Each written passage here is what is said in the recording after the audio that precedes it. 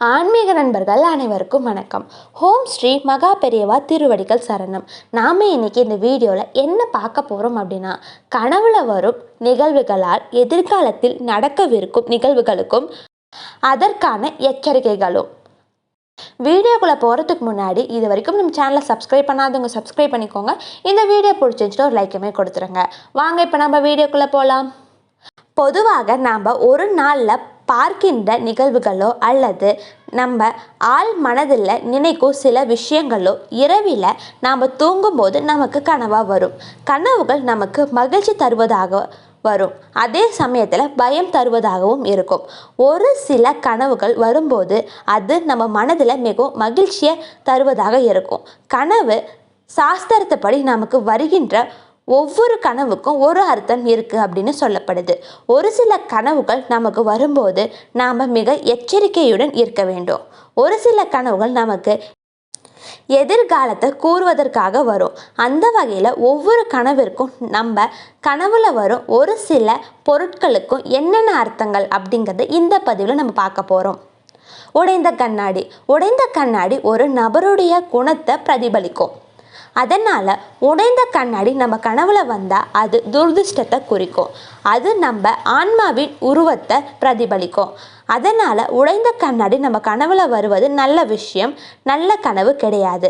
உடைந்த கண்ணாடியை நம்ம கனவுல கண்டதும் அது தொழில், உறவு, நட்பு போன்றவற்றில் விரிசல் ஏற்படுவதை சில பிரச்சனைகளை வரப்போவதை குறிக்கும். உடைந்த கண்ணாடி எதிர்காலத்தில் நமக்கு பிடித்தவங்களுடன் இருக்கும் உறவு விரிசல் ஏற்பட போகுதுன்னு நமக்கு சொல்லும்.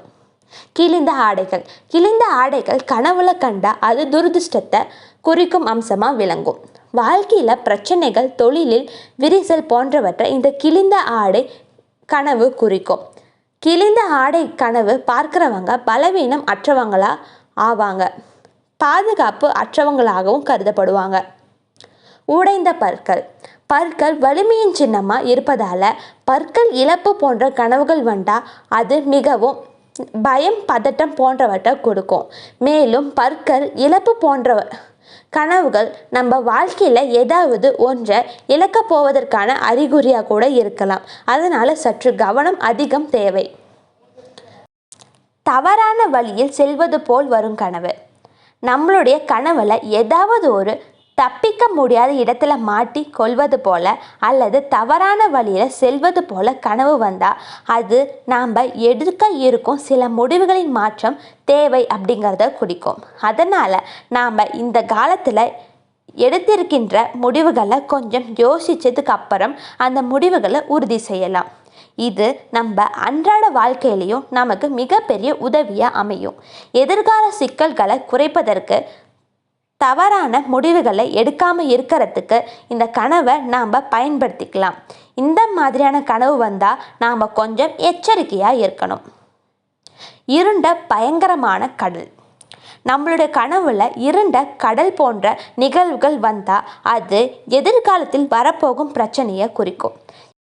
இந்த கடலில் வரும் அலையும் புயலும் நம்ம வாழ்க்கையில் உள்ள பல சவால்களையும் மோதல்களையும் குறிக்கும்.